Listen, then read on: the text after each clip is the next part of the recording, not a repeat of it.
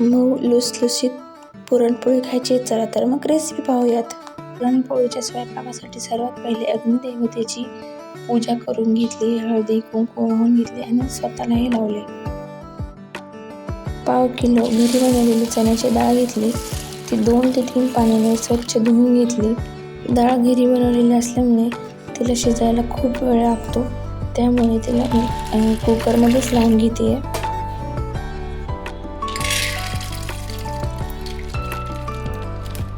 2 ते 3 ग्लास पाणी डाळ शिजवण्यासाठी टाकले.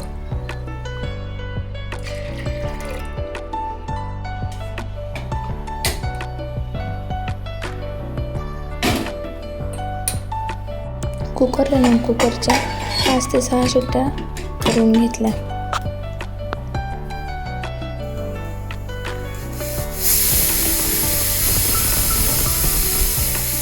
एका बाजूला डाळ शिजते तोपर्यंत आमटीसाठी कांदा भाजायला ठेवला.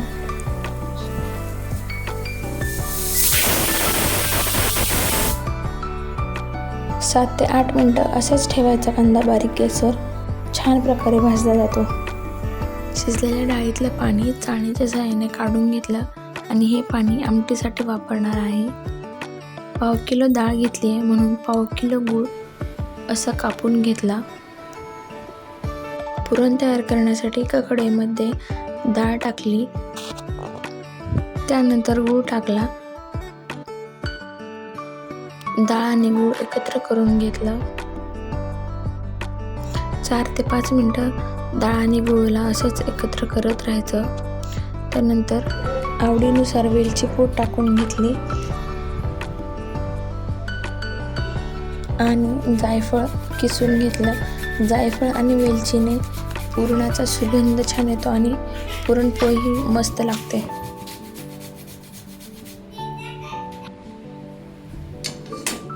सर्व एकजीव करून 5 ते 10 मिनिटे याला असंच हलवत राहायचं, नाहीतर पुरण खाली लागण्याची शक्यता असते.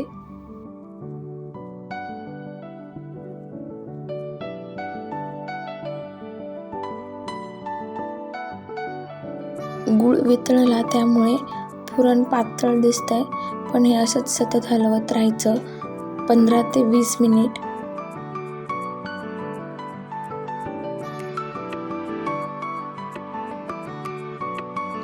असं कोरडं होईपर्यंत पुरण शिजवून घ्यायचं.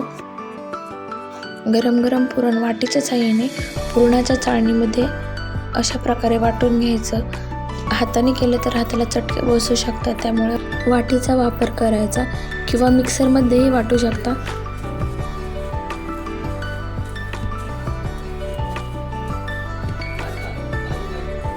बघू शकता किती मस्त आणि बारीक पुरण तयार झालेलं आहे. फुलपाटाला सुती कपडा बांधून घ्यायचा, कारण एक्स्ट्राचं जे पीठ आहे पोळीला लागलेलं ते कपड्यालाच लागतं, जास्त पोळीला लागलं जात नाही आणि पोळी काळपट होत नाही. ही पुरणपोळी फक्त गव्हाच्या पिठाची आहे. यामध्ये मी थोडाही मैदा वापरलेला नाही आहे. पिठाचा गोळा घेतला आणि त्यामध्ये जितकं बसेल तितकं पुरण मी घातलं. जास्त पुरणाने पोळी मस्त लागते. आणि बोटांच्या साहाय्याने असा गोळा तयार करून घेतला.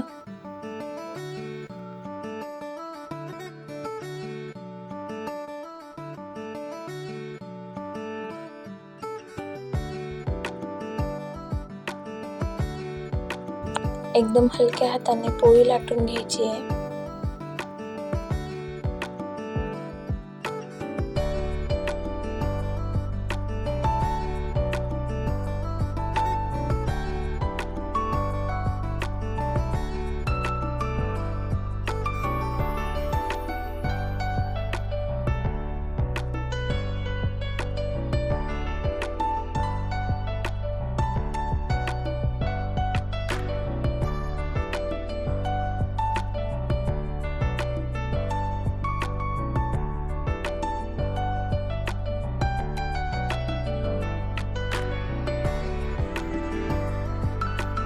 पोळी टाकण्याआधी तवा चांगला गरम झालेला असायला हवा.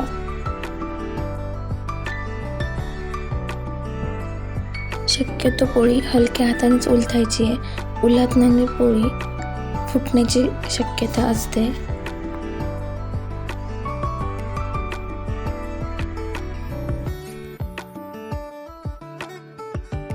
चटणी भाजून झाल्यावर तेल किंवा तूप लावायचं.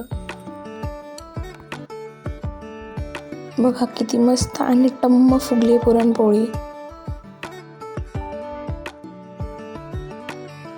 मस्त अशी खरपूस भाजून घ्यायची आहे.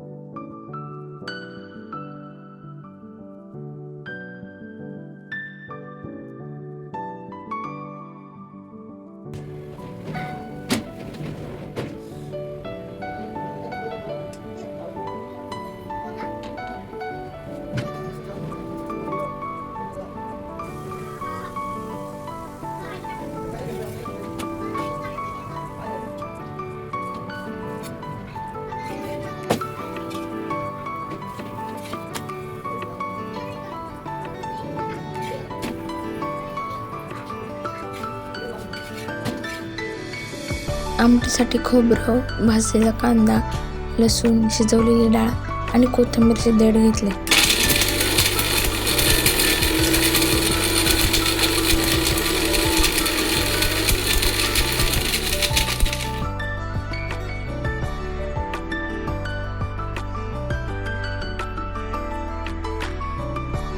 एका टोपामध्ये 4 चमचे तेल घेतलं. आमटीसाठी थोडंसं तेल जास्तच घ्यायचं, त्याने आमटीला कलर पण चांगला येतो आणि तर्री पण येते. तेल टाकल्यानंतर त्यामध्ये कढीपत्ता टाकून घेतला. नंतर खोबरं लसूण टाकून घेतलं आणि खोबरं लसूण तेलामध्ये छान असं परतून घेतलं.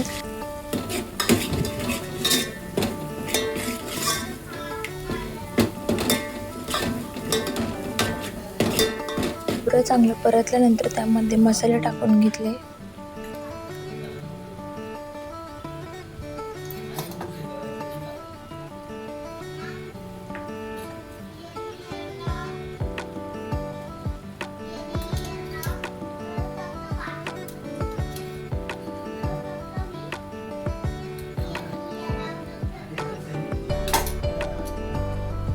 सर्व मसाले असे खोबऱ्यासोबत परतून घ्यायचे.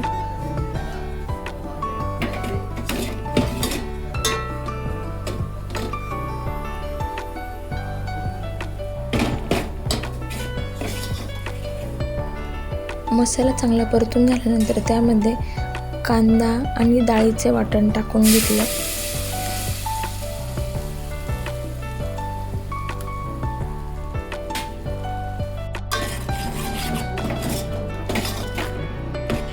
हे पण छान तेल सुटेपर्यंत चांगलं परतून घ्यायचं 4 ते 5 मिनिट.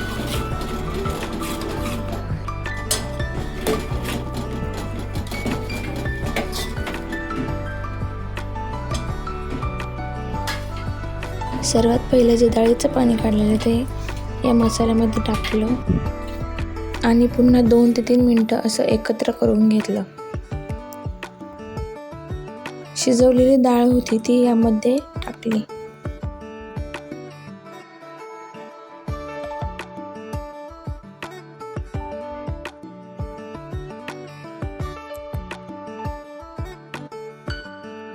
बघू शकता किती मस्त असा कलर आला आहे आमटीला. अशीच 2 ते 3 मिनिटं मंद गॅसवर आमटी ठेवायची आहे. त्यानंतर त्यामध्ये थोडीशी कोथिंबीर टाकली.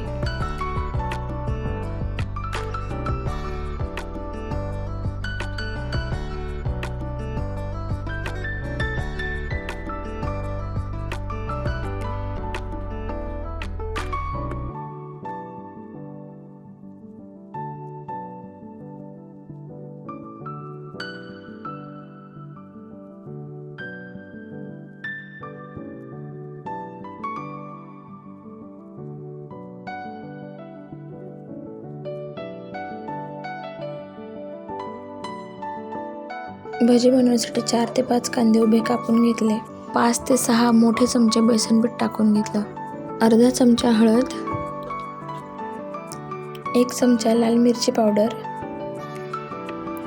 आणि खूप सारी कोथिंबीर टाकली. चवीनुसार मीठ आणि अर्धा चमचा ओवा असा हातावर चुरगळून टाकायचा.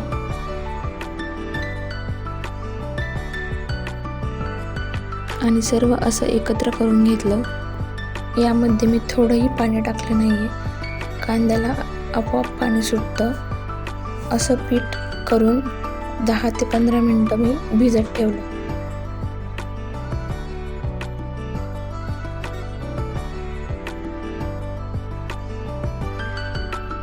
पीठ भिजतंय तोपर्यंत मी इकडे पापडी आणि कुरडई तळून घेतेय.